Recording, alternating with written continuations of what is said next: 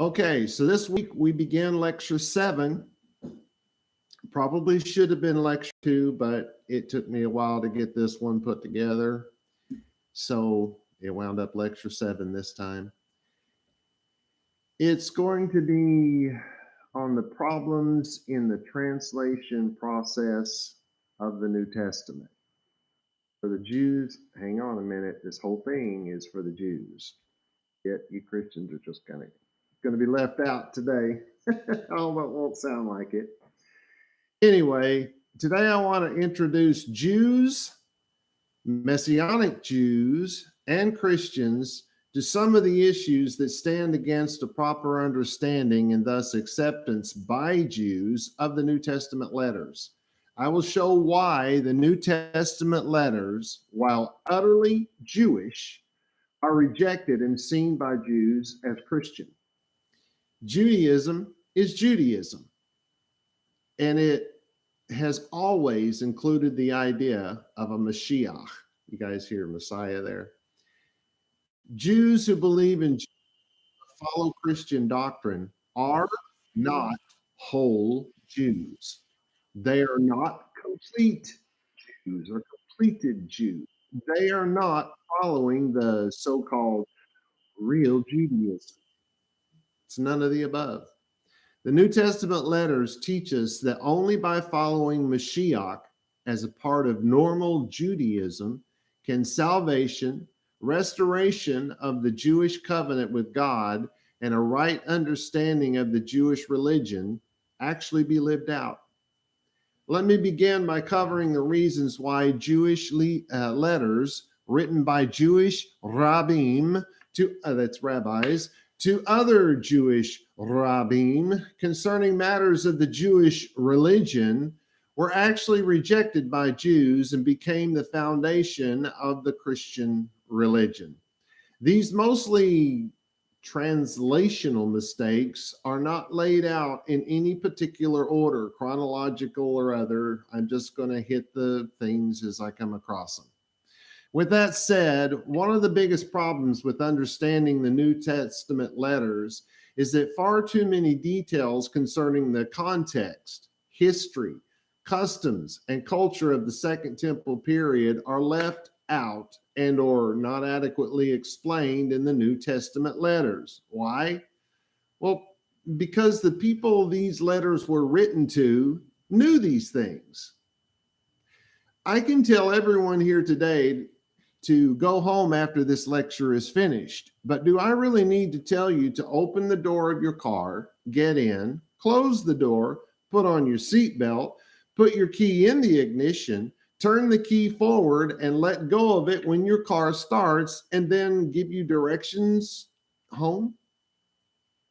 No, I don't need to do that, do I? Because you know what I mean if I tell you to go home after this is over.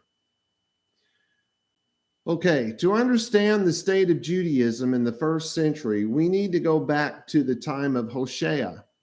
Hosea, for those of you who don't know who that is. In Hosea chapter 1, verse 9, God said, Vayomer kera shemo lo ami, ki atem lo ami, ve'onachi lo eye lachem. Okay, let's go to the computer, please. Here's my translation of what I just said to you. And he, okay, who's the he? Well, that's God. So you see what I've done? I've got he, I have a line under it, a little open bracket here. I have God written out with a line under it and a closing bracket. So I'm not saying, and he, God said. That's not the translation. The translation is, and he said. Hopefully you follow that. Or you could say, and God said, but you cannot say, and he, God said. Anyway, then it says, call his name Lo Ami. Who is the his? The his is the son of Hoshea and Gomer, this son represented the sins of the Jewish people. How so? We'll read the story. God told Hosea to go out and marry a harlot. And then when they had a child, this particular son, they had several children, but when this particular son was born, he was called Lo Ami. Well, what does Lo Ami mean? It means not my people. Now, that's how you would say it in English. The word actually is not, the lo is not, Ami.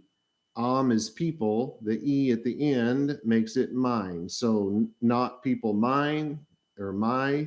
That is the right way to say it. But we in English say everything backwards. So we say not my people.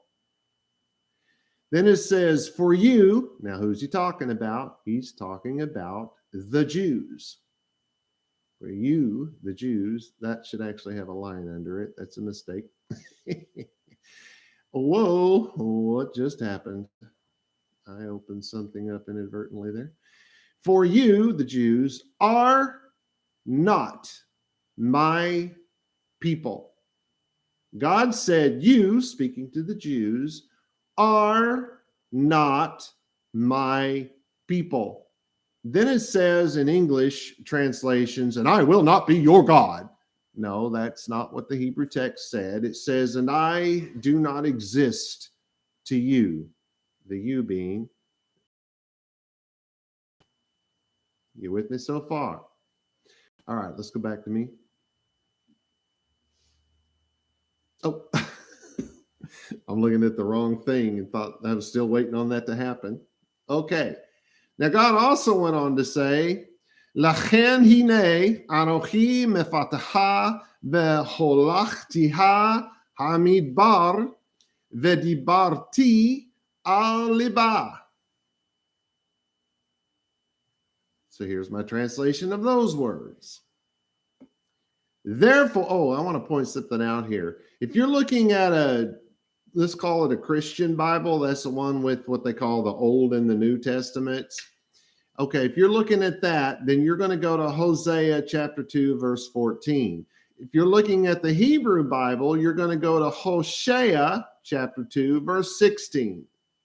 They're split up different. They both essentially say the same thing, but they're split up differently. That's why that looks that way. So what those Hebrew words mean, therefore, behold, I will allure her. Who's the I? This is God talking. And bring her Hamidbar. What does that mean? Bring her to the wilderness? Well, no. Hamidbar. I'm going to bring her to my mouth. Are you with me so far? How do I know that?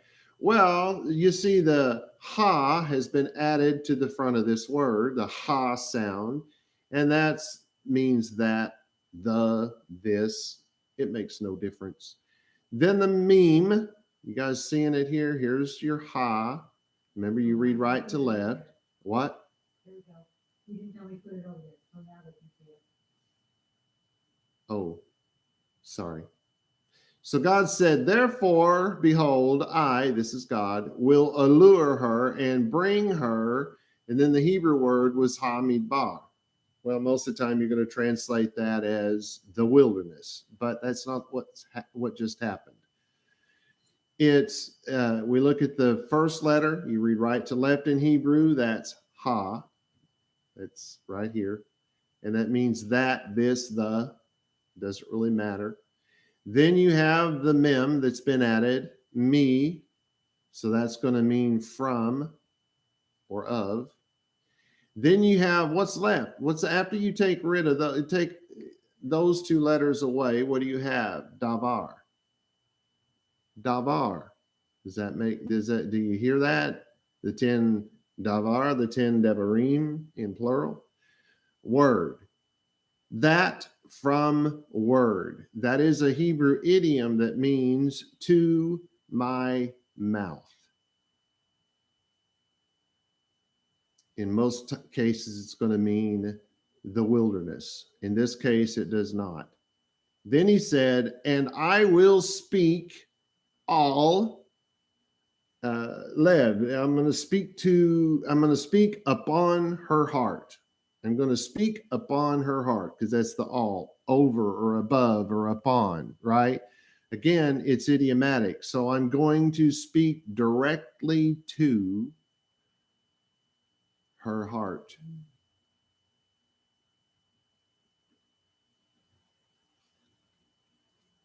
God will bring Yisrael face to face, mouth, lip to. And he said, and allure her. What's that mean? And entice and persuade. And I didn't ask you to come back to me yet. Go back.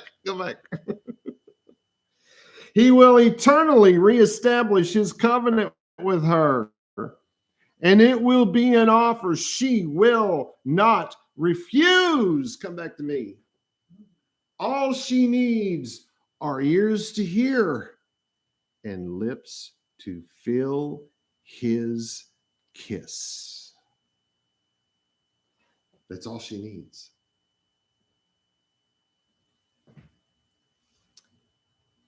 God went on to say, Ve'erastich liloam, li leolam. Sorry, I said that wrong. Ve'erastich li bezedek, uve mishpat, uve chesed, uve rachamim. Okay, let's go back there. I've got it keyed up. Oh, well, I did. Oh, okay.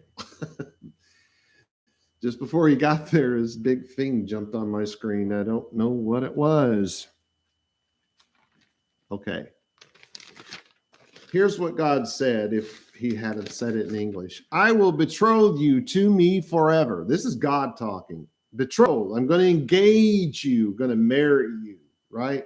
I will betroth you to me forever. I will betroth you to me in righteousness and in judgment and in glad that TV is where it is right now. And in passion. Now, if you look this word up, it says that it means that it is an eager desire by which one is driven. In this case, it would be by which I am driven, because it's God talking. So it's the word for passion. Then he said, and in my tender affections is a good way to say in English. What the word means is the deepest place within me. Now, staying there. So our first word is chesed. That's the word I have translated as passion. That's the word that is an eager and ardent desire, right? An eager and ardent desire for someone which comes from the depths of the soul. This word speak, what? Oh, great. I don't know why it keeps doing that. It's not even supposed to have the internet on it, but of course it does. This word speaks of the deep passion God has for him. Next word, the one that I've translated my tender, that's rachamim in this case, it's the word for womb. Racham, it's the womb. It speaks of the deepest part of someone, the innermost depths of their heart and soul. This is how God is going to win her back. She only needs ears to hear and lips to feel his kiss. Let's go back to me. Then God said this, Ve'erastich li be'emunah ve'yada'at et Yahweh. I've got it queued up. Go, yeah. And I will betroth you to me in faithfulness, and you will know Yahweh. Look how he spoke of himself at that point. You will know Yahweh. Instead of you will know me, he said, hey, you will know. Once he does all of this. Now remember, this is Hosea chapter 2. We're in verse 20 for the Christians, verse 22 for the Jews. Right? Wait a minute. What are we doing here? Didn't God already get together with the Jews at Sinai? They chopped up a bunch of animals and poured the blood in all these bowls, and then they sprinkled the blood all over the people, and the people had the barbecue and ate all the food and entered into a covenant. Well, remember, at this point in chapter 1, God said, you are not my people, and I don't exist to you.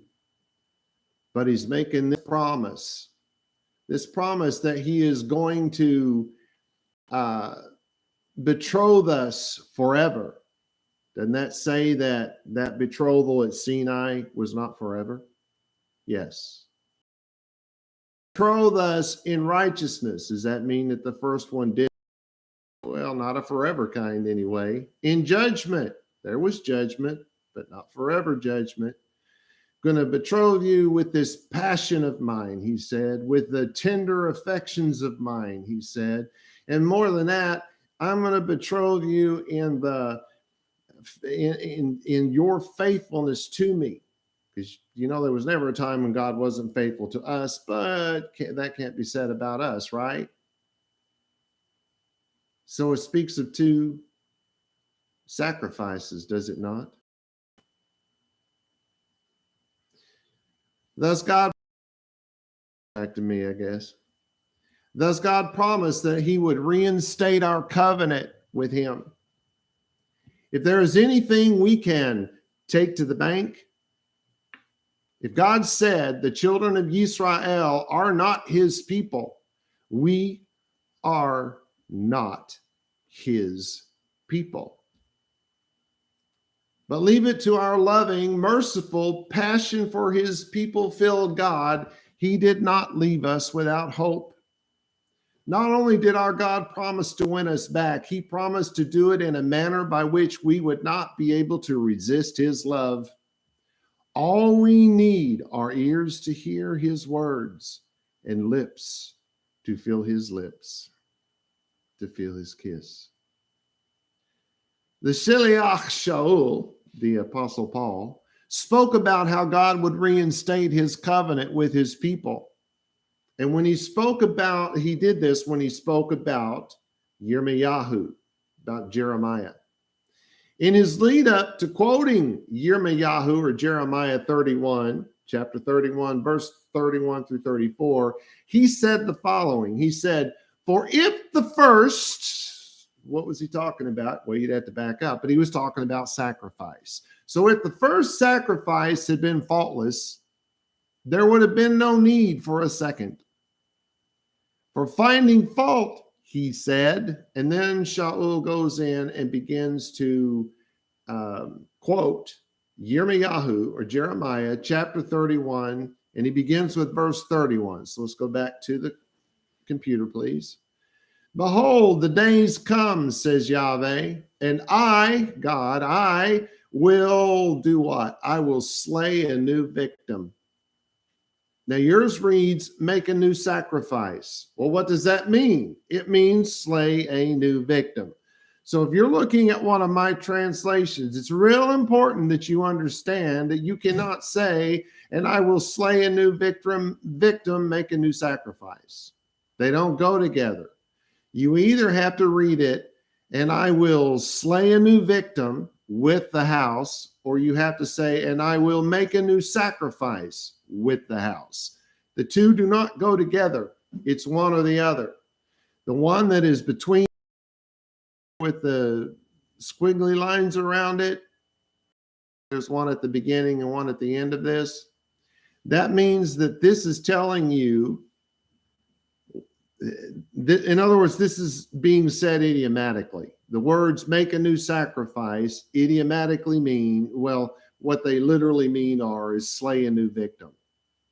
It's not a new covenant. It's a new sacrifice. We've already gone over that. The fact that the word has changed in English has not changed in Hebrew. A new sacrifice is the process of slaying a new victim. So God said, and I will slay a new victim with the house of Yisrael and the house of Yehuda. Okay?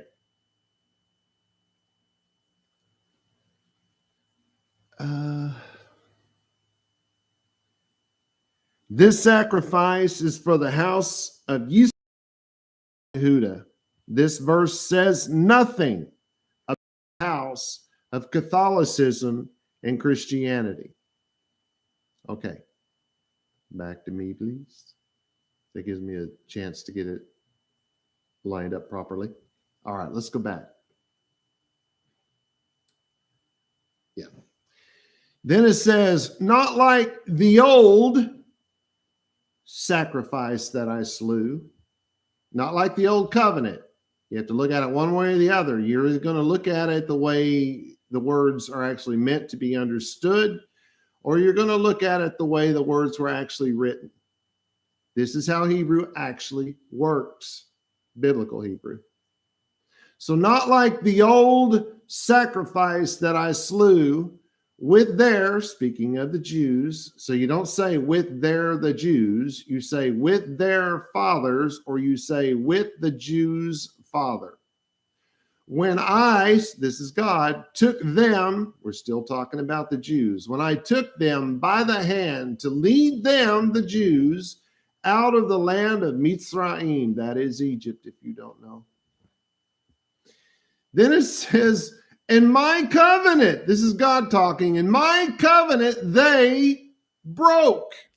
He's talking about the Jews. The Christians didn't break this. The Jews did. My covenant they broke when I was a husband to them, says Yahweh. The Christians neither existed when Yirmiyahu wrote these words, and nor did they exist when Shaul repeated these. The best way to say that. These words have absolutely nothing to do with Christianity. Not one thing. I'm just going to go ahead and do this. Then it went on. For this is the new sacrifice that I will slay. This is the new covenant, the new sacrifice that I will slay. With the house of Yisrael, after those days, says Yahweh, well, I guess Yehuda got kicked out now. I will put my Torah, my law, in their, speaking of the Jews, inward emotions. And I will write it, the Torah, on the Jews' hearts. And I will be the Jews' God. And they, the Jews, will be my people. It's going to happen. May have already happened since we're living 2,000 years after the fact. But when these words were written, it hadn't yet happened, right? So when the Bible speaks of the house of Yisrael and the house of Yehuda, it is speaking of the natural born Jews and the grafted in or wild non-Yisraeli Jews. Yisrael and Yehuda. Do you hear what I just said, Christians? The Yisraeli born Jews, Torah observant Jews, the natural born or the Torah observant. It doesn't make any difference where they're actually born. When they speak of natural born Jews, they're talking about Torah observant Jews. And when they speak of the wild branch, they are talking about the non-Torah observant Jews coming into Torah observance. That's the grafting in. That's Jews becoming observant Jews is what we're grafted in. some of those details that the Jews who were reading this letter understood. In the ignition, they already had the key to use it. And those are blah, blah, blah, blah.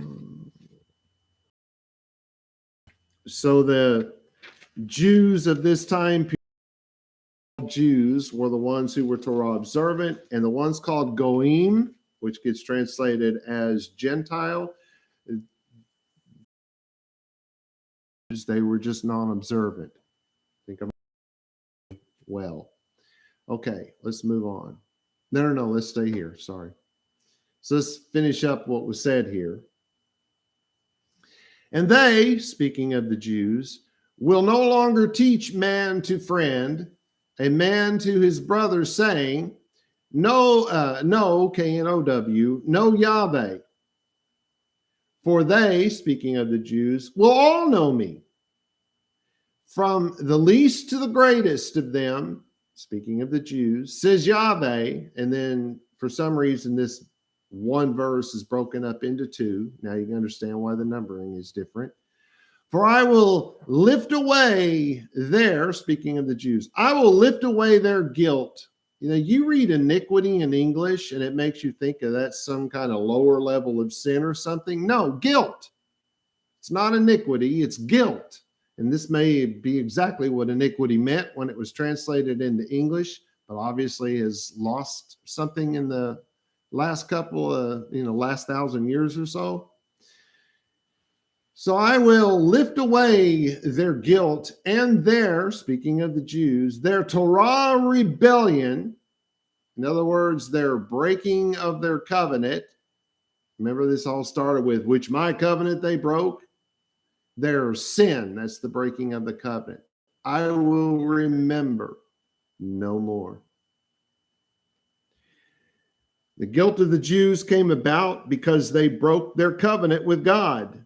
To break our covenant with God is to commit sin. You can come on back to me now. 1 John chapter 3, verse 4. Everyone who commits sin is in violation of the Torah. I know yours says law, or if you're reading in Greek, noma. That's Torah. And then it has a comma behind it. That's not a period. That's not the end of the story here. It goes on and says, because sin is Torah rebellion. That's what sin is. That's what sin is not. You get both. If you do what it says not to, that's a sin. If you don't do what it says to do, that's a sin. Everyone who commits sin is also in violation of the Torah, because sin is Torah rebellion. 1 John chapter 3, verse 4, that comes from the New Testament. It's a verse I truly believe that every Christian and Jew should commit to memory. Let's go back to the board here. Shaul concluded in that he said anew from verses 8 and 10. So here's where we get a little off the beating path with Hebrew,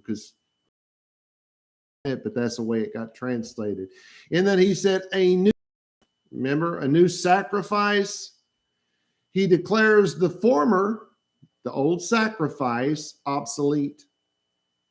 And that which he declares obsolete, the old sacrifice, is old and about to vanish away. Wait a minute, Yeshua said it is finished. It should have been done right here, right? Come on back to me. Yeshua had already died on the cross and risen from the dead when Shaul wrote these words. This is quite a long ways after Yeshua died and rose.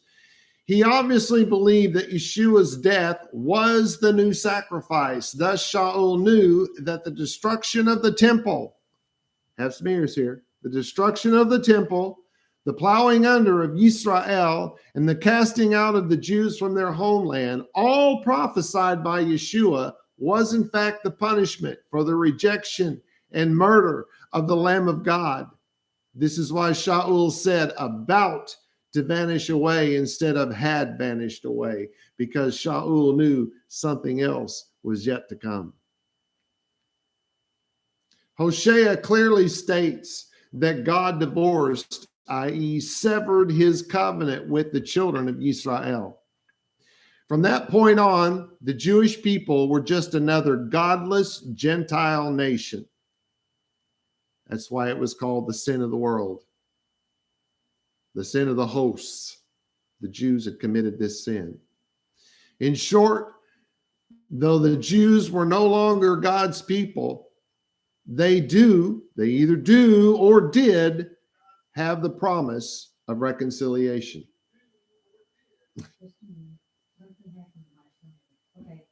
Okay.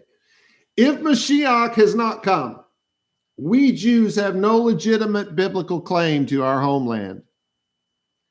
Though we do have a legitimate claim thanks to Britain and America recognizing our right to have the land that God gave us. When God said, I will allure her, he promised to reestablish his covenant with his people and to restore us to our land. When God makes a promise, that promise is complete from the moment the words are spoken. That is to say, no matter how long it takes for us to see the fulfillment of a promise, it should be seen by us as a promise kept. Think about Abraham. He said that God told him that he would inherit all this land and his children would do all these things, and none of that happened while he was alive, but it happened, didn't it? Thus, the Jews must live as though the covenant has been restored, whether we believe Mashiach is to come or has come.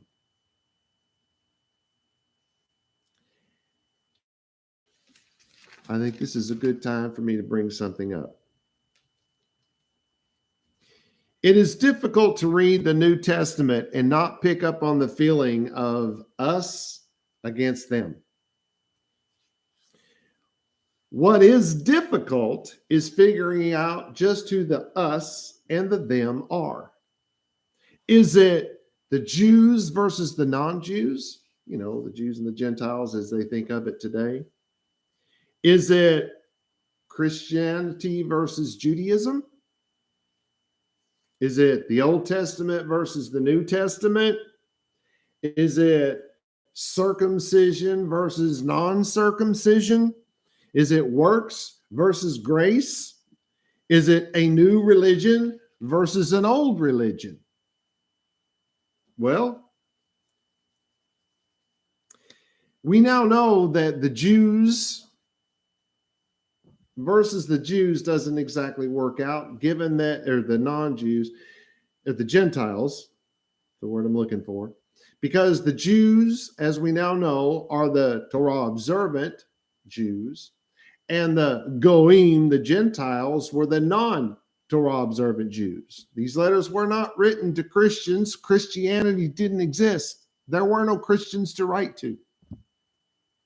There was no New Testament. Right? Not while these men were alive. Christianity versus Judaism has the same problem. Christianity did not exist when these men were alive. When these men wrote these letters, there was no Christianity. There were no Christians to write to. So it's not Jews versus Jews who were called Gentiles. It's not Christianity, which did not exist, versus Judaism. It's not an Old Testament versus a New Testament, because the New Testament did not exist, nor any of the men who wrote those letters would never have written those letters had they thought somebody was going to put that all together and call that a New Testament. They wouldn't have written a single word. It's circumcised against non-circumcised. Well, anybody can get circumcised. It's not going to be that. Works against grace. Well, as we already learned, there is no pitting works against grace.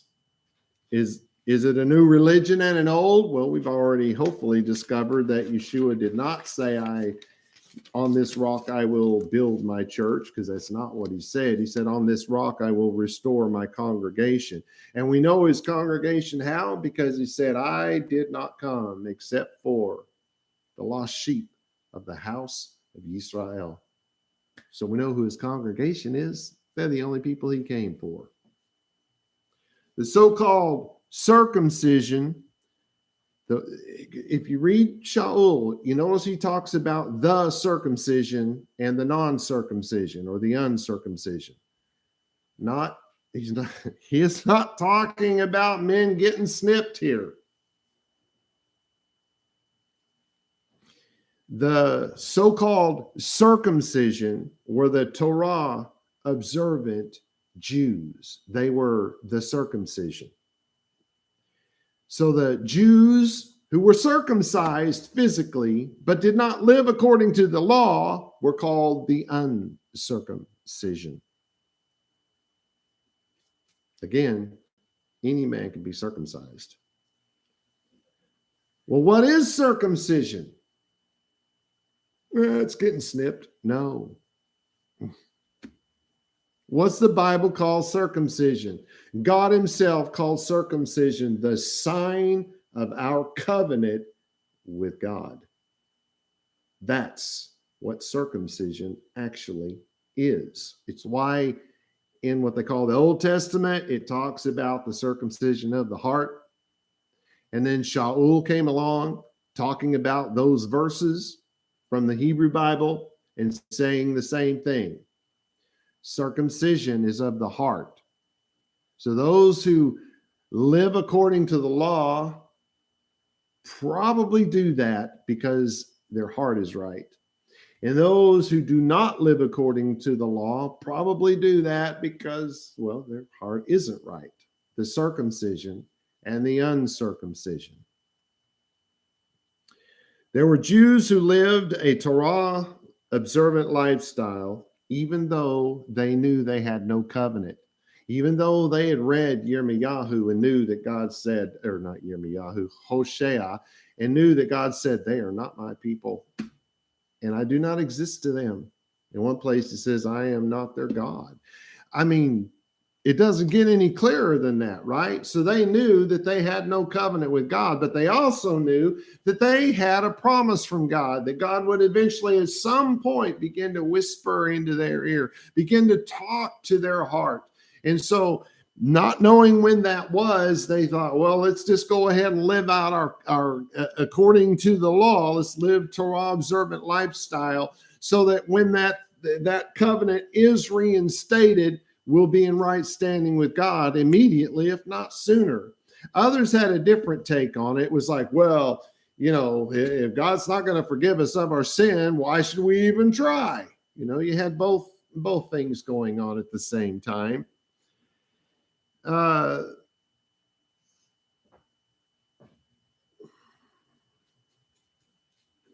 So what's going on with the us and the them? We're having a little trouble here figuring out who the us and the them are. I've been trying to figure this out for 20 years, and somehow the last of the scales fell off of my eyes this morning, and I realized what that one thing was missing from my understanding of these letters. One little piece here missing, just a teeny, tiny little speck of a thing. There were those Jews who lived according to the Torah in spite of knowing they had no covenant. I mean, there's this great big old beautiful temple, Heichal, temple. And it sat on the Temple Mount, and that Temple Mount had been greatly enlarged from the time, you know, between the time of the first temple and this second one, if you will. Herodian had gone in and added a bunch of land to it and made the Temple Mount much bigger than it had been originally. And he had decorated it with beautiful stones and marble and gold and all this stuff. And it was just an absolutely beautiful place. And that place had a high priest. That place had temple priests. That place was still celebrating, or maybe again celebrating, all of the feasts of God in the building, around the land that surrounded the building. They'd go all the way down to Shiloam and go up that path that has just now been uncovered for all the world to see, that's still there. and go all the way up, dancing and singing and playing music and praising God all the way up. And they would go up there and they would make those sacrifices. The high priest would go in and make the sacrifice for himself. And then he would make the sacrifice for Israel. And you know what didn't happen? The fire did not come down from the heavens and consume that sacrifice to let the Jews know that their sins had been forgiven. That wasn't happening. They were doing everything the Bible said to do, but that was not happening. So they knew there was no forgiveness in spite of them doing all the right things, right? So that's going on. So you have these people that are still living according to the law. They're still wearing their tzitzit, their fringe. They still have the blue thing in it like I do because that's what the law says. I don't not have blue because I don't know what color it is. I have the blue, just picked one, and would rather get in trouble for having the wrong color than get in trouble for not having the color at all, right? If that's what it boils down to, which it does not. But if that were the case, I'd rather get in trouble for having the wrong color than not having any color at all. Just saying, just throwing that out there. I don't believe I'd get in trouble for either one, but some did.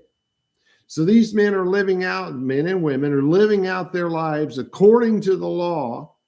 And then Yeshua comes along. They realize very quickly this man is exactly who the prophet spoke about. He's doing everything the prophet said he would do. He came when the prophet said he would come.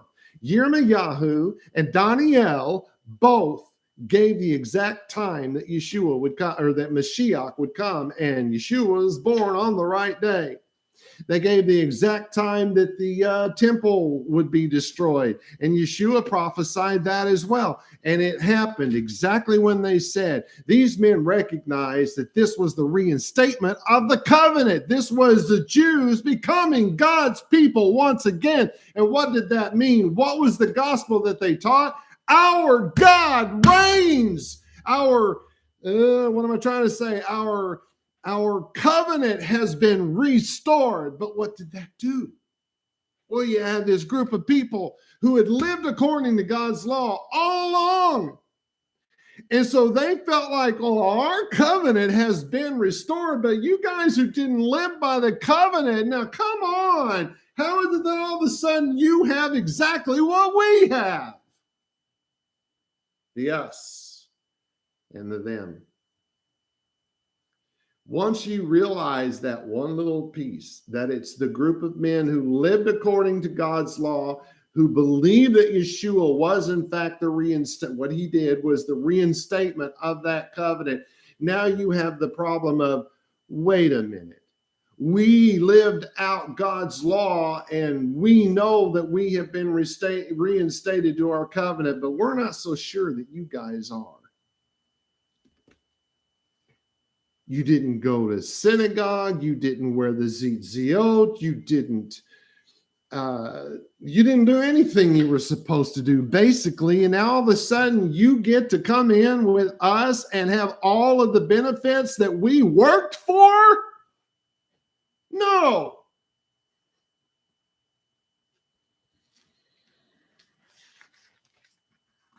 Are you starting to catch what I'm throwing out there yet? Think about it. This answers a whole lot of questions. Why would they say that Yeshua was the firstborn from the dead? He wasn't the first person raised from the dead. He raised some people from the dead, and he wasn't the first one to do that, was he? What do they mean he's the firstborn of the dead? What is life? Torah. Torah observance, to be more specific about it. That's life. What is death? Non-Torah observance. Living like everybody else in this world. He's the firstborn of the dead. He's the first one to experience, the first human to experience the reinstatement of the covenant between God and man. And that's not even the right way to say it.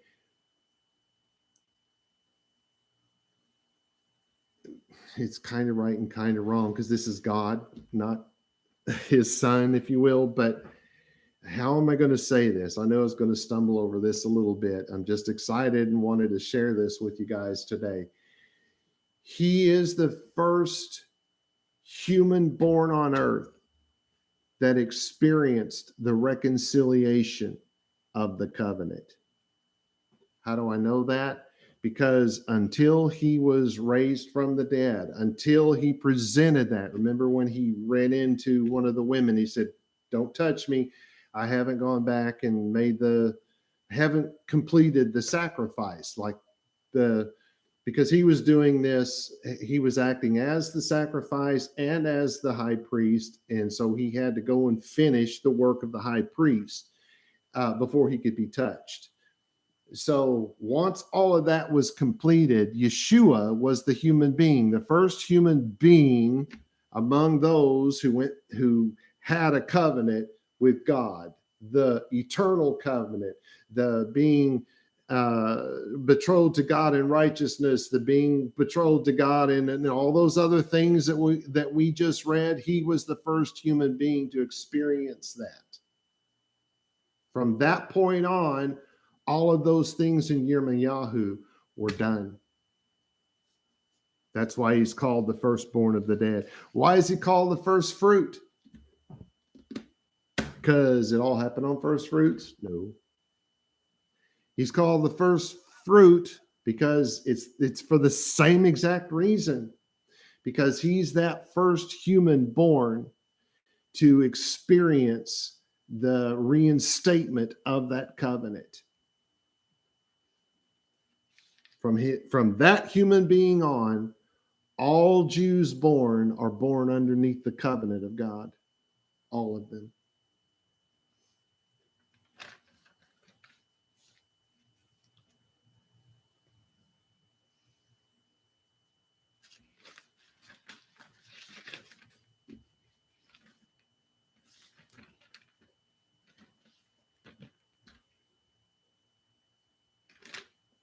I think I've covered everything that I wanted to cover on that particular piece. Let's see if I got anything else here. No. And I've got a little bit of time left. Let's see if I can take us a little further. In 70 CE, the temple and surrounding buildings were burned and leveled to the ground. In 135 CE, the false Navi Akiva, I just called Akiva a false prophet. Why? Well, because he declared Bar Kokhba to be the promised Mashiach, who would encourage a small group, encourage a small group of Jews to join with Bar Kokhba in a revolt against the Roman army. There are without a doubt two reasons why the vast majority of the Jews did not join with Bar Kokhba in his ill-advised war. One, many, if not most, of the Jews of that time still believed, in spite of the fact that the temple had been destroyed, they still believed that Yeshua was in fact the Mashiach. Two, many of the Jews believed that they could not win a war against the Romans. The number of Jews who still believed that Yeshua was Mashiach is impossible to know. The destruction of the temple is obviously why so many Jews, even to this day, discount Yeshua. But the destruction of the temple, it could have shaken many of these people to the very core of their belief that Yeshua was the Mashiach. However, those that followed Yeshua had clearly been taught that the first temple was any and all temples built by the hands of humans. In other words, the temple that Shlomo built, that was by humans. The failed attempt by Ezra, that was done by humans. Herodas, his second temple, as it's called, built by men. And any other temple that's built on the Temple Mount in the future will still be the first temple. The second temple is explained by the Talmudim, and in particular, Shaul was the human body. Know ye not that your body is the temple of God? Hello. It's the second temple. You know why? Well, we know why. God, as I see it, got down on his hands and knees, scooped up some clay from the ground, and formed a human being. That's the temple. built by the hands of God. But God has in Yirmiyahu promised that he would write his laws on our hearts. Since this teaching was delivered to the Talmudim of Yeshua long before the destruction of the temple, and because Yeshua prophesied the destruction of the temple and its surrounding buildings, it is likely that few of his followers would have been shaken by the destruction of the temple. To believe that Yeshua is not the promised Mashiach is to believe that Yirmiyahu and Daniel were false prophets. You hear me, Jews? To believe that Yeshua is not the promised Mashiach is to believe that Yirmiyahu and Daniel, Jeremiah and Daniel, were false prophets. That's what you have to accept. I'm not willing to go there. They gave us the exact time the Mashiach would come, and that date lines up exactly with the birth of Yeshua. Further, they gave us the exact time of the judgment of God, the end of days, all of that. That they gave us the time that would happen, and it lines up perfectly with the destruction of the temple. Non-religious Jews spend much of their time consumed with the cares of their day-to-day lives, while the religious spend much of their time consumed with Agadah, Halacha, Talmud, Midrash, etc. Anything that will occupy the mind with something that will keep us from facing the messianic elephant in the room. The New Testament letters emphatically declare that Yeshua is the Mashiach and thus a physical manifestation of Yahweh God. And the Greek text says exactly that. At this point, I am not asking any Jew to agree that Yeshua is the one. I'm not asking you to get, I'm already there, but I'm not asking you to go there yet. Actually, I'm probably not going to ask you. However, I am asking, if Yeshua is not the Mashiach, then who was? If no one was, then we have a huge problem. How is it that we cannot explain the discrepancy in the timelines given by Yirmiyahu and Daniel? Most importantly, why have we not definitively settled this question? Why are we still ignoring this discrepancy after 2,000 years? My translation of the New Testament letters has now authenticated them as Jewish letters written by Jewish rabbis to other Jewish rabbis in their various synagogues concerning matters of the Jewish religion. Either the Nevi'im of the Hebrew Bible were all false because they all said something, even Moshe said something, or the idea that Yeshua is Mashiach is in fact not a possibility, but a probability.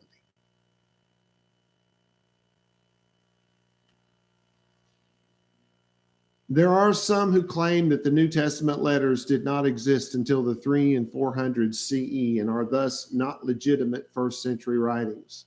Their argument is based solely on the fact that there exist no fragments of these documents from the first century.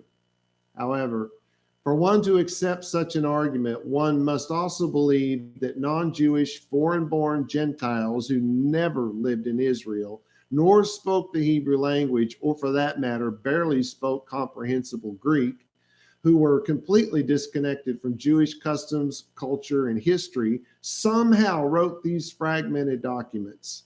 We will call these men koineists. From here on, buried deep within these letters is extremely accurate Jewish history, customs, culture, and language. The letter of Matthew is largely accepted as a translation of a Hebrew original, mostly because if we change the Greek words with their equivalent Hebrew words, we find perfectly formed, grammatically accurate Hebrew sentences. Not only were the koineists able to accurately give names of persons and places connected to these supposedly made-up stories, they accurately gave details concerning Jewish holidays and connected those holidays to the correct time of the year in which these events happened. They even gave accurate typological information for Israel, which is a place none of them had ever been. Which one is the bigger miracle? I'm out of time. Shalom, shalom, everyone.